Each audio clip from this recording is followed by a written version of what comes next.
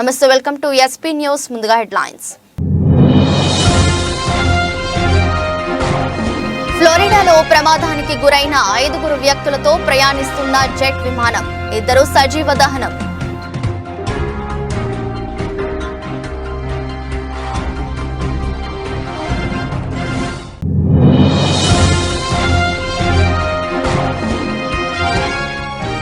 ఉత్తరాఖండ్లో కొనసాగుతున్న హింసాకాండ.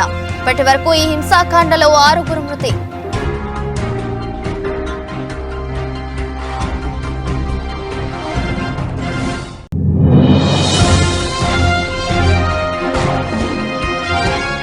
సభలో క్షమాపణలు చెప్పిన ఎంపీ జయా బచ్చన్.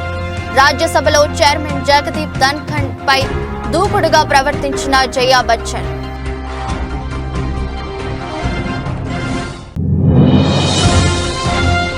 ఆన్లైన్ ద్వారా మేడారం సమ్మక్క సారలక్కలకు నిలువెత్తు బంగారం సమర్పించే కార్యక్రమాన్ని సీఎం రేవంత్ రెడ్డి.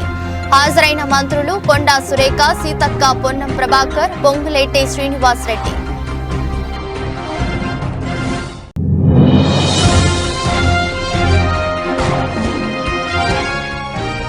చిరంజీవికి ఆతిథ్యం ఇచ్చిన గవర్నర్ దంపతులు. పద్మ విభూషణ్ అందుకోబోతున్న నేపథ్యంలో అభినందనలు తెలిపిన Tamilisai Soundararajan.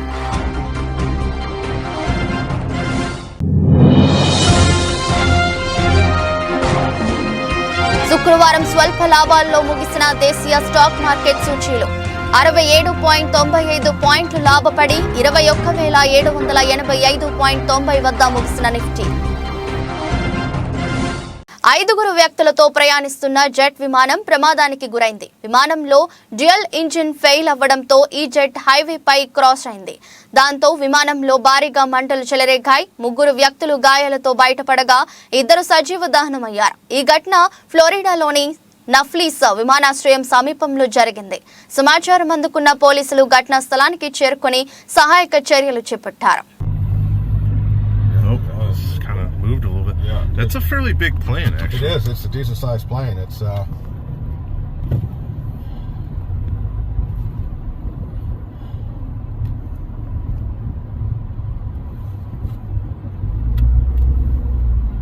Somebody telling people to stay. Oh man, gee.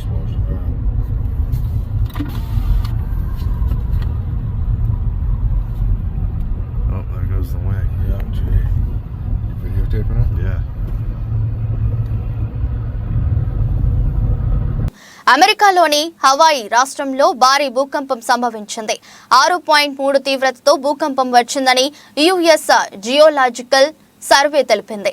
పహాలాకు 37 కిలోమీటర్ల దూరంలో మౌనాలోవాలో 2 కిలోమీటర్ల లోతులో భూకంప కేంద్రాన్ని గుర్తించారు. భారీ భూకంపం వల్ల కొన్ని భవనాలు కూలిపోయాయి. భయాందోళనకు గురైన ప్రజలు బయటకు పరుగులు తీశారు.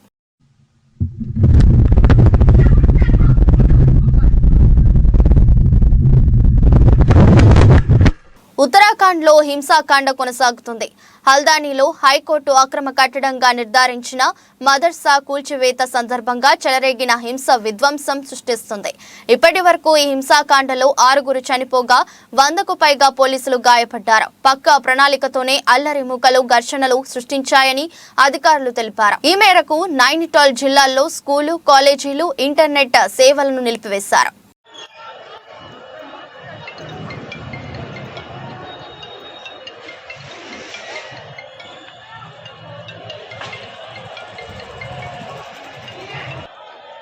ऐसा है ना यार, देखो खाली लोइंदा मोइंदा आके हंगामा करते रहे ना भाई, ये है मतलब खाली अच्छा नहीं लगता ना यार। कोई हमें यार खुशी कोई है, तुम हमारे भाई लोगों की वो बात कोई है।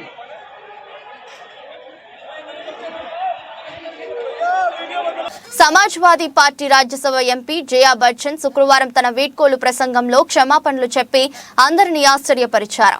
ఇటీవల పార్లమెంటు బడ్జెట్ సమావేశాల సందర్భంగా జయా బచ్చన్ రాజ్యసభలో చైర్మన్ జగదీప్ ధన్ఖడ్ పై దూకుడుగా ప్రవర్తించారు. జయా బచ్చన్ తన వీడ్కోలు ప్రసంగంలో ఈ విషయాన్ని ప్రస్తావిస్తూ అసెంబ్లీలో ఎవరినైనా అలా ప్రవర్తించి ఉంటే క్షమాపణలు చెప్తున్నానని జయా బచ్చన్ వెల్లడించారు. मुझे हमेशा कुछ हमारे साथी बोलते हैं, आप इतना गुस्सा क्यों हो जाती हैं? अब मेरा स्वभाव ऐसा है सर, मैं कैसे बदल दूं? जो चीज़ मुझे अच्छी नहीं लगती है और गलत है उसमें मैं गुस्सा कर जाती हूँ। अगर मैंने बुरी तरह से गुस्सा किया, अगर पर्सनली किसी के ऊपर मैंने कोई बुरी बात कही, उसके लिए मैं आप सबसे माफ़ी मांगती हूँ। और आप सबको, जितने भी लोग हैं इस हाउस में, जो प्रस्तुत हैं, जो बाहर हैं, जो रास्ते में हैं, सबको बहुत बहुत शुभकामनाएं देती हूँ। ईश्वर आपको लंबी उम्र दे और ईश्वर आपको इतनी ताकत दे कि इस हाउस को आप इर्रेलेवेंट ना बनाएं। అసెంబ్లీ కమిటీ హాలులో ఆన్లైన్ ద్వారా మేడారం సమ్మక్క సారలక్కకు నిలువెత్తు బంగారం సమర్పించే కార్యక్రమాన్ని సీఎం రేవంత్ రెడ్డి ప్రారంభించారు. మేడారం జాతరకు వెళ్లలేని భక్తుల కోసం అమ్మవార్లకు ఇచ్చే నిలువెత్తు బంగారాన్ని సమర్పించే సదుపాయాన్ని ప్రభుత్వం కల్పించింది. ఈ కార్యక్రమానికి మంత్రులు కొండా సురేఖ, సీతక్క, పొన్నం ప్రభాకర్, పొంగులేటి శ్రీనివాసరెడ్డి, దామోదర రాజు నరసింహ, ఎమ్మెల్యేలు, ప్రభుత్వ ప్రధాన కార్యదర్శి శాంతి కుమారి, దేవాదాయ శాఖ కమిషనర్ అనిల్ కుమార్, ఇతర అధికారులు హాజరయ్యారు.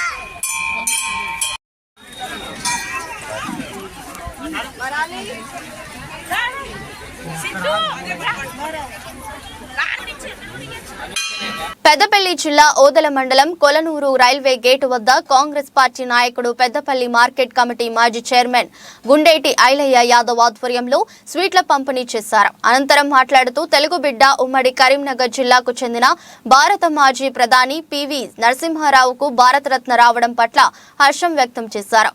అదేవిధంగా అసెంబ్లీలో బడ్జెట్ సందర్భంగా 6 గ్యారంటీలలో భాగంగా తెలంగాణ సీఎం రేవంత్ రెడ్డి ఉద్యమకారుల మీద అరంగంట సేపు అసెంబ్లీలో మాట్లాడుతూ 80,000 పుస్తకాలు చదివిన కేసీఆర్ 10 సంవత్సరాలు అధికారంలో ఉండి ఏనాడు ఉద్యమకారుల ఊసే ఎత్తలేదు. కానీ నేను సీఎం అయిన తర్వాత ఉద్యమకారులను ఇచ్చిన వాగ్దానాలన్నీ నెరవేరుస్తానని, ఉద్యమకారులకు పెద్దన్నయ్య అండగా ఉంటారని తెలియజేసినందుకు హర్షం వ్యక్తం చేస్తూ స్వీట్లు పంపిణీ చేశారు. జై తెలంగాణ, జై విజయన్న నాయకత్వం, విజయన్న నాయకత్వం, జై తెలంగాణ, జై తెలంగాణ, రేవంత్ అన్న నాయకత్వం, రేవంత్ అన్న నాయకత్వం, రేవంత్ అన్న నాయకత్వం.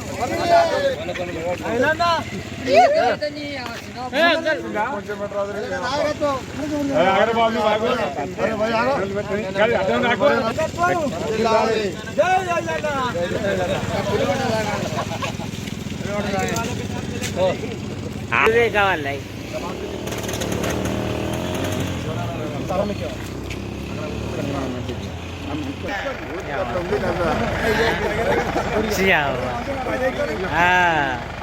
తలకాయలు ఖరాబ్ చేస్తారు.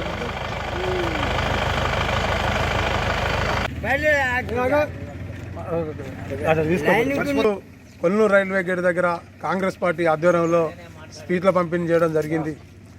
భారతదేశానికి కాంగ్రెస్ పార్టీ తరఫున దేశ ప్రధానిగా సేవలు అందించినటువంటి పివి నరసింహారావు గారి కృషి మరులేంది. భారతదేశం అప్పులల్లా కష్ట పరిస్థితులలో ఉన్నప్పుడు రాజ్యాంగం రచించి మరి ధనిక రాష్ట్రంగా భారతదేశాన్ని మార్చి ఆ రోజులలో భారతదేశంలో పేరు తెచ్చుకున్న తెలుగు గొప్ప ప్రధాని కరీంనగర్, ఉమ్మడి కరీంనగర్ జిల్లా ముద్దుబిడ్డ పివి నరసింహారావు గారికి భారతరత్న రావడం పట్ల హర్షం వ్యక్తం చేస్తున్నాం. ఈరోజు అసెంబ్లీ సమావేశాలలో సీఎం యనమల రేవంత్ రెడ్డి గారు తెలంగాణ ఉద్యమకారులకు నేనేం చేసినా తక్కువనే, మరి 14 సంవత్సరాలు పోరాటం చేసి తెలంగాణ రాష్ట్రం ఏర్పాటు కోసం కృషి చేసిర్రు, వారి కృషి మరులేందని చెప్పి మరి ఉద్యమకారులకు ఇవాళ అరగంట సేపు ఉద్యమకారుల గురించి మాట్లాడి నేను ఉద్యమకారులకు ఎన్నికలలో ఇచ్చిన హామీలు అన్ని నెరవేరుస్తానని గొప్ప మాట చెప్పినందుకు యనమల రేవంత్ రెడ్డి గారికి అభినందనలు, హర్షం వ్యక్తం చేయడం జరుగుతూ ఉంది.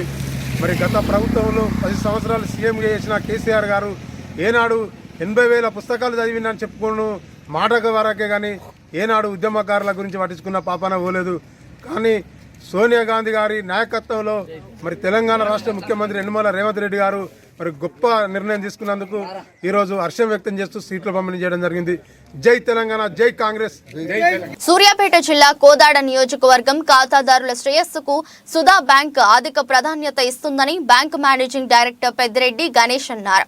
శుక్రవారం బ్యాంకులో కోదాడకు చెందిన బూర్గుల లక్ష్మి 2022లో 4 లక్షల రూపాయల రుణం తీసుకుని చెల్లిస్తుండగా ఇటీవల అనారోగ్యంతో మృతి చెందింది. నాడు రుణం మంజూరు సమయంలో బ్యాంకు మేనేజ్మెంట్ మరియు మేనేజర్ ఖాతాదారుల శ్రేయస్సును దృష్టిలో పెట్టుకుని శ్రీరామ్ లైఫ్ ఇన్సూరెన్స్ బీమా సౌకర్యం కల్పించడం జరిగింది. మిగిలిన రుణం చెల్లించాల్సిన అవసరం లేకుండా ఇన్సూరెన్స్ సంస్థ నుండి మంజూరు అయిన 3,54,000 రూపాయల చెక్కును లక్ష్మి భర్త శ్రీనివాసరావుకు అందజేశారు. సుధా బ్యాంకు కల్పించే సేవలను ఖాతాదారులు సద్వినియోగం చేసుకోవాలన్నారు. ఈ కార్యక్రమంలో బ్యాంకు మేనేజర్ రవికుమార్ మరియు బ్యాంకు సిబ్బంది పాల్గొన్నారు. Sudha cooperative urban bank limited ఈరోజు కోదాడ బ్రాంచ్లో శ్రీరామ్ లైఫ్ ఇన్సూరెన్స్ ద్వారా వచ్చిన 3,56,000 రూపాయలు వారికి క్లెయిమ్ ఇవ్వడం జరిగింది. గతంలో బూర్గుల లక్ష్మి అనే మహిళ 4 లక్షల రూపాయలు రుణం తీసుకుని వారు అకాలంగా మరణం చెందడం ద్వారా మరి ఆ రోజు బ్యాంక్ మేనేజర్ చొరవతో ఇన్సూరెన్స్ చేయించడం వల్ల ఈరోజు వారి లోన్ అవుట్ స్టాండింగ్ అమౌంట్ ఏదైతే ఉందో 3,56,000 రూపాయలు ఆ అమౌంట్ని శ్రీరామ్ లైఫ్ ఇన్సూరెన్స్ ద్వారా వారికి బూర్గుల శ్రీనివాసరావు గారికి అందజేయడం జరిగింది. మరి ఈరోజు ఆ మహిళ బారోయర్ ఎవరైతే ఉన్నారో ఆవిడ అకాల మరణం ద్వారా మనం తీసుకురాలేకపోయిన ఆవిడని వారి మీద ఆధారపడిన వారికి మరి వారి కుటుంబ సభ్యులకి కొంత ఊరట, కొంత వెసులుబాటు కలిగి ఆ రుణం తీర్చాల్సిన బాధ్యత నుంచి వాళ్ళని మనం ఆదుకోవడం జరిగింది. అట్లాగే సుధా కోఆపరేటివ్ అర్బన్ బ్యాంక్ మొత్తం ఉమ్మడి నల్గొండ జిల్లాలో 6 బ్రాంచీలు కలిగి ఉండి దాదాపు 225 కోట్ల రూపాయల వ్యాపారం చేస్తూ మరి ఖాతాదారుల సేవల కోసం, మరి ఖాతాదారుల యొక్క ప్రయోజనాల కోసం ఇటువంటి ఎన్నో స్కీముల ద్వారా వారికి రుణాలు మంజూరు చేయడమే కాదు మరి వివిధ పథకాల ద్వారా వారికి ఎంతో చేయూతనిస్తూ జరిగింది. మరి ఖాతాదారుల యొక్క శ్రేయస్సే మా యొక్క ప్రధానమైన ధ్యేయంగా పనిచేస్తూ ముందుకు పోవాలి. అందుకు ఖాతాదారుల యొక్క వాటాదారులు, ఖాతాదారుల యొక్క మద్దతు, వారి యొక్క సపోర్ట్ ఎంతో అవసరం అని చెప్పి మీ ద్వారా తెలియజేస్తున్నాను. చంద్రబాబు బీసీలను బ్యాక్వర్డ్ కాస్ట్ గానే పరిగణిస్తే అదే బీసీలను బ్యాక్ బోన్ కాస్ట్ గా చేసి నిరూపించి రాష్ట్రానికి వెన్నెముక బీసీలు మాత్రమే అని నినదించిన వైఎస్ఆర్ జగన్మోహన్ రెడ్డి నాయకత్వానికి మద్దతుగా తిరువూరు నియోజకవర్గంలోని 4 మండలాల బీసీ ముఖ్య నాయకులు తిరువూరు నియోజకవర్గం వైఎస్ఆర్ కాంగ్రెస్ పార్టీ ఇన్ఛార్జి నల్లగట్ల స్వామిదాస్ ని కలిసి అభినందనలు తెలియజేశారు. అందరూ మనుషులంతా ఒక్కటే అనే నినాదాన్ని ప్రజల్లోకి తీసుకెళ్ళాలి. అది కూడా దానికోసం కూడా మనం కృషి చేయాలి. మన సంఘాలు ఇప్పుడిప్పుడే ఎమర్జ్ అవుతున్నాయి. ఇంతకుముందు ఇంత చైతన్యం ఉండేది కాదు. దళిత బడుగు బలహీన వర్గాల్లో ఐకమత్యం ఉండేది కాదు. ఇప్పుడు మనం మార్చేటటువంటి పరిస్థితుల్లోకి వచ్చాం. మనకి ప్రెజర్ గ్రూప్గా తయారవుతున్న ప్రతి ఒక్కరు మన దగ్గరకు వస్తున్నారు. ఇదివరకంటే పెద్ద లెక్క వేసేవాళ్ళు కాదు. ఇప్పుడు మనని గౌరవిస్తున్నారు. అన్ని చోట్ల కూడా మన పక్క నియోజకవర్గంలో మరి చిన్న జడ్పీటీసీ తిరుపతిరావు అనే వ్యక్తికి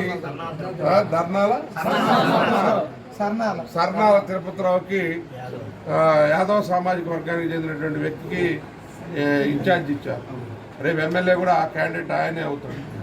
అందుకనే మీరు ఆలోచించండి, ఏ విధమైనటువంటి స్టెప్స్ వేస్తున్నారు, ఏ పార్టీలు ఏ విధంగా ముందుకు వస్తున్నాయి అనే ఎజెండాని మనం పరిశీలించి వాళ్ళ యాక్టివిటీస్ని కూడా పరిశీలించి జగనన్న మన బడుగు బలహీన వర్గాలకి ముఖ్యంగా బీసీలు. నిర్మల్ జిల్లా కేంద్రంలోని శ్రీ గండిరామన్న దత్త సాయిబాబా ఆలయం భక్తులతో కిటకిటలాడింది. ఉదయం నుంచి భక్తులు బాబాను దర్శించుకుని ప్రత్యేక పూజలు నిర్వహించారు. ఆలయ ట్రస్ట్ చైర్మన్ లక్కాడి జగన్మోహన్ రెడ్డి ఆధ్వర్యంలో జరిగిన ఈ పూజా కార్యక్రమాల్లో నిర్మల్ తో పాటు చుట్టుపక్కల గ్రామాలకు చెందిన సాయి భక్తులు పెద్ద సంఖ్యలో పాల్గొన్నారు. ఈ కార్యక్రమంలో సాయి దీక్ష సేవా సమితి సభ్యులు పాల్గొన్నారు.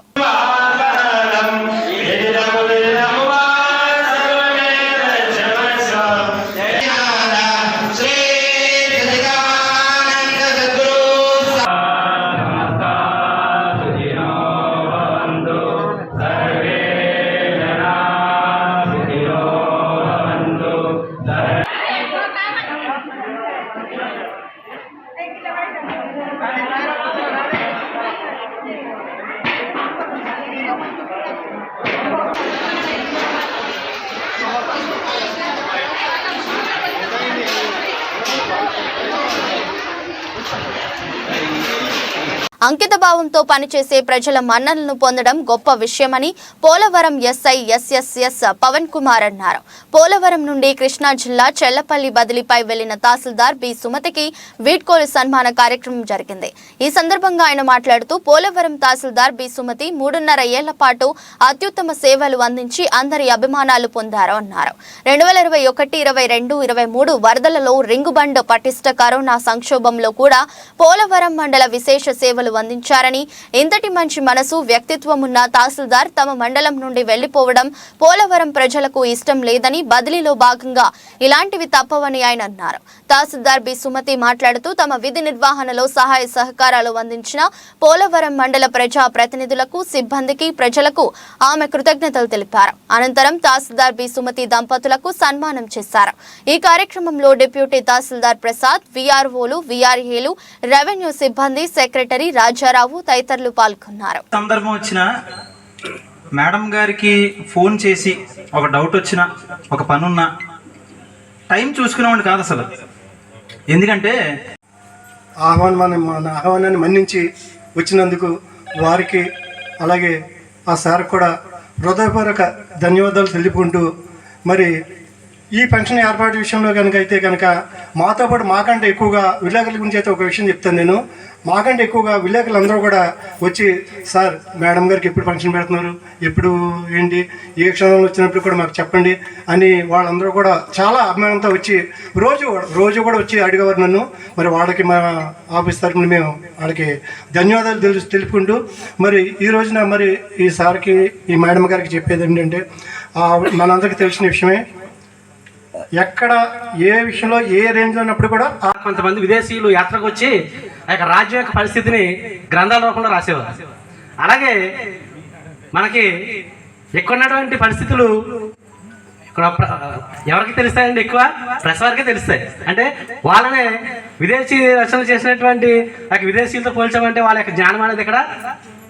ఎందుకంటే ప్రతి విషయం కూడా రేపు పొద్దున్న మనకి ఇందులోకి రావాలంటే ఎవరు రాయాలండి?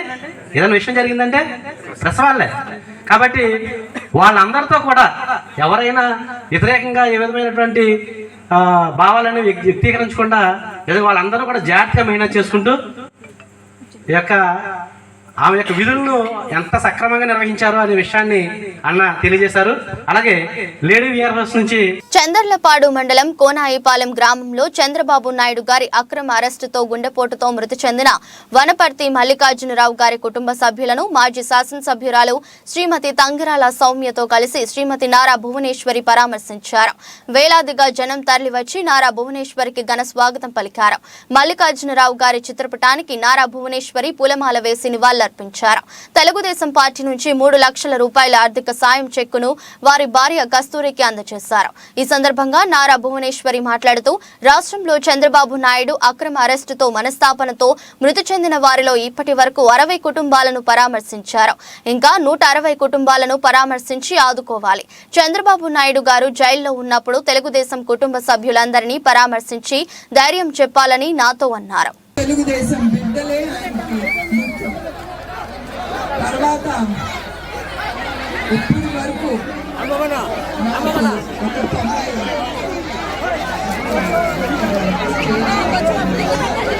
ఇప్పటిదాకా 90 కుటుంబాలని నేను కలిశాను. ఇంకా ఒక 160 కుటుంబాలు ఉన్నారు. నేను తప్పకుండా నా కర్తవ్యం నేను మర్చిపోను. మా బిడ్డల్ని ప్రతి ఒక్కరి ఇంటికి వెళ్ళి నేను కలుస్తాను. తర్వాత మీ అందరికీ తెలుసు, 60 రోజులు 70 రోజులు మనం కురుక్షేత్రం ఎదుర్కొంటున్నాం. అది తప్పకుండా మనమే గెలుస్తాం. జై తెలుగుదేశం, జై అమరావతి. అందరికీ కృతజ్ఞతలు, నా ధన్యవాదాలు, నమస్కారం అండి. అర్థమవుతుంది మీ ఆవేశం, మీ ఆవేదన. కొంచెం మీరు ఓర్పు పట్టాలి అందరూ.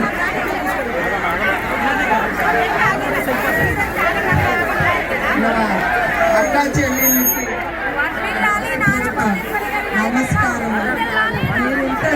ఇంతసేపు నా కోసం మీరు ఉన్నందుకు నాకు చాలా సంతోషంగా ఉంది. అదిను మీ అందరికీ తెలుసు, ఈ నిజం గెలవాలి అనేది నేను ఎందుకు తీసుకున్నాను. చంద్రబాబు నాయుడు గారిని తప్పు కేసులు పెట్టి ఆయన్ని 53 రోజులు జైల్లో పెట్టారు. కానీ ఆయన జైల్లో ఉన్నా కూడా కృష్ణా జిల్లా మచిలీపట్నంలో శనివారం చిట్టిపాలెం గ్రామంలో ఇరు వర్గాల మధ్య ఉద్రిక్తత పరిస్థితి నెలకొంది. క్రిస్టియన్లకు కేటాయించిన బరియల్ గ్రౌండ్ కు వెళ్లే దారి సరిగ్గా లేక హిందువుల శ్మశాన వాటికలో ఖననం చేయాలని నిర్ణయించారు. కొంతమంది గ్రామస్తులు దానిని తీవ్రంగా వ్యతిరేకించారు. ఇరు వర్గాల మధ్య మాటల యుద్ధం ఏర్పడింది. సమాచారం అందుకున్న రూరల్ ఎస్ఐ ఇరు వర్గాలతో మాట్లాడి సమస్యను చాకచక్యంగా పరిష్కరించారు. బందర్ రూరల్ మండలంలోనే చిట్టిపాలెం గ్రామంలో ఈరోజు సాయంత్రం శ్మశానానికి సంబంధించి హిందువులకి మరియు క్రిస్టియన్ల మధ్య ఖననం చేసే విషయంలో చిన్న వివాదం రైజ్ అయింది.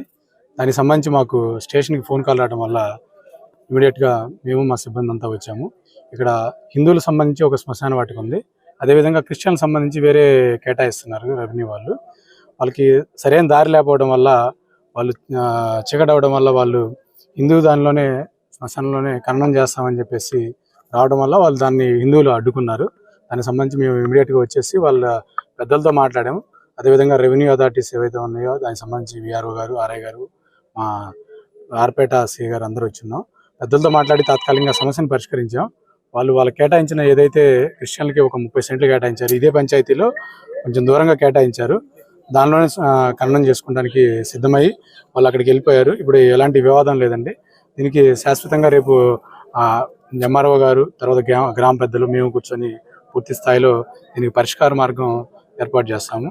ఎవరైతే దీనికి శ్మశానం దగ్గరికి వచ్చి తాళాలు పగలు కొట్టారని చెప్తున్నారు, దాని మీద కూడా చట్ట ప్రకారం యాక్షన్ తీసుకుంటామండి. Thank you. కొండూరు మండలంలో కిడ్నీ మహమ్మారి సోకి బాధితులు పిట్టల రాలిపోతున్నారని ప్రభుత్వం కనీసం శుద్ధి చేసిన కృష్ణా జలాలు అందించడంలో పూర్తిగా విఫలం చెందిందని, బాధితులను వెంటనే ఆదుకోవాలని సిపిఐ ఎన్టీఆర్ జిల్లా కార్యదర్శి దోనేపూడి శంకర్ రాష్ట్ర ప్రభుత్వానికి డిమాండ్ చేశారు. శనివారం సిపిఐ కొండూరు మండల కమిటీ ఆధ్వర్యంలో మండలంలోని బాధిత ప్రాంతాల్లో సిపిఐ ప్రతినిధి బృందంతో పర్యటించారు. సమస్య ఆగమ్య గోచరంగా ఉన్నది. పెద్ద ఎత్తున ప్రభుత్వం వాగ్దానాలు చేసింది. ఆ వాగ్దానాల మేరకు డయాలసిస్ సెంటర్ను ప్రారంభిస్తామని చెప్పారు, ప్రారంభించారు.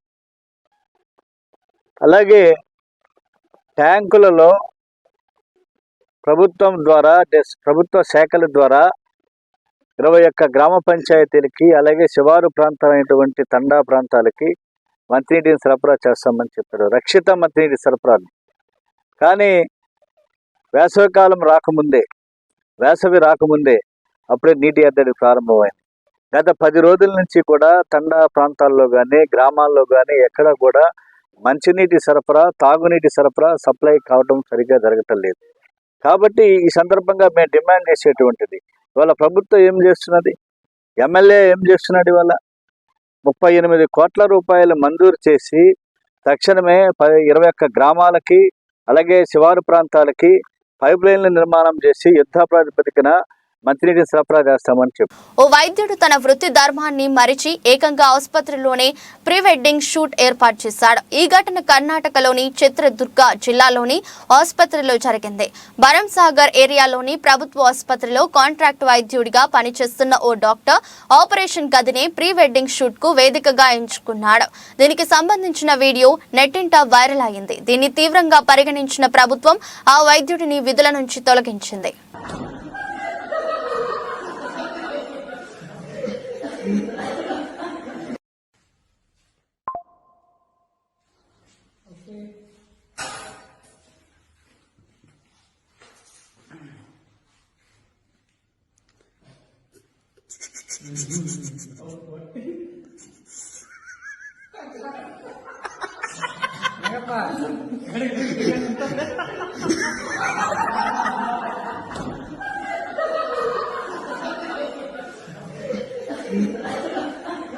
హైదరాబాద్లోని రాజ్ భవన్లో తెలంగాణ రాష్ట్ర గవర్నర్ తమిళసైని మెగాస్టార్ చిరంజీవి దంపతులు కలిశారు. ఈ సందర్భంగా పద్మవిభూషణ్ పురస్కారం పొందిన మెగాస్టార్ చిరంజీవిని గవర్నర్ తమిళసై దంపతులు అభినందించారు.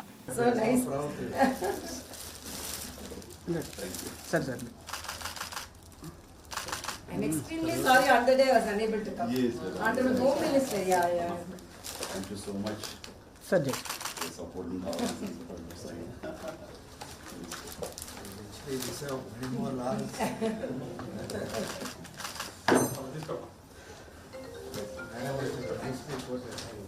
Beyond the screen, you have done so many. Yeah, that was my word, and that was really very much picked up because on screen everyone can. Beyond the screen, your service is highly appreciable.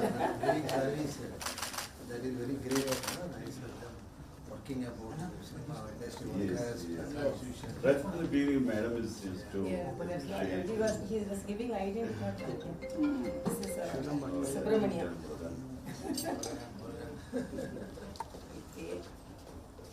sir.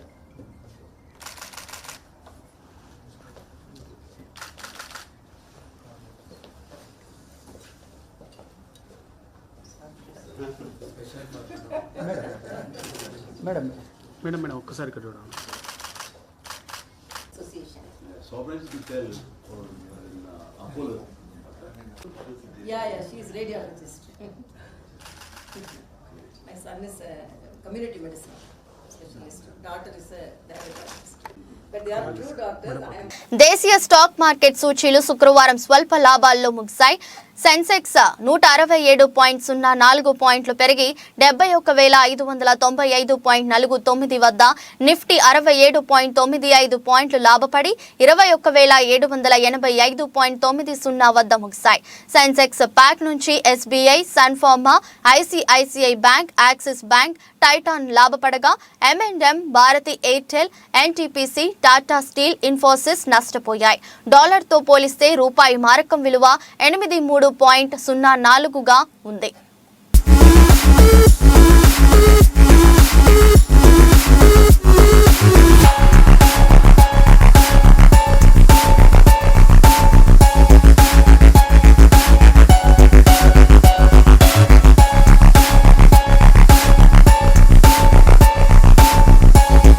వార్తలు ముగించే ముందు మరోసారి headlines.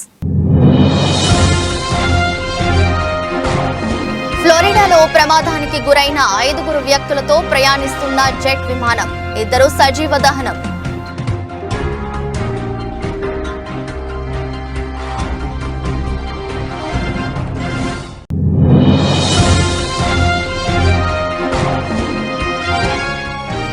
ఉత్తరాఖండ్లో కొనసాగుతున్న హింసాకాండ, ఇప్పటి వరకు ఈ హింసాకాండలో 6 మృతి.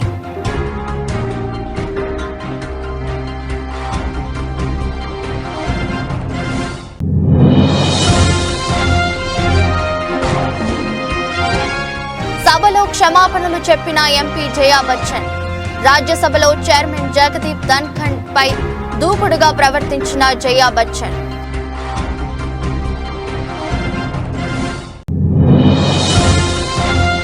ఆన్లైన్ ద్వారా మేడారం సమ్మక్క సారలక్కలకు నిలువెత్తు బంగారం సమర్పించే కార్యక్రమాన్ని సీఎం రేవంత్ రెడ్డి, హాజరైన మంత్రులు కొండా సురేఖ, సీతక్క, పొన్నం ప్రభాకర్, పొంగులేటి శ్రీనివాస్ రెడ్డి.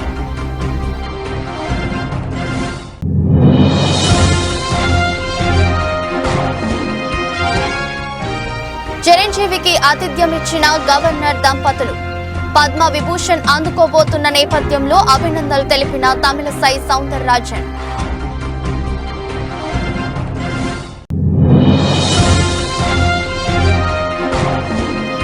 శుక్రవారం స్వల్ప లాభాల్లో ముగిసిన దేశీయ స్టాక్ మార్కెట్ సూచీలు 67.95 పాయింట్లు లాభపడి 21,785.90 వద్ద ముగిసిన నిఫ్టీ. ఇది రోజు బులెటిన్. మరో బులెటిన్లో మళ్ళీ కలుద్దాం. అంతవరకు సెలవు. నమస్కారం.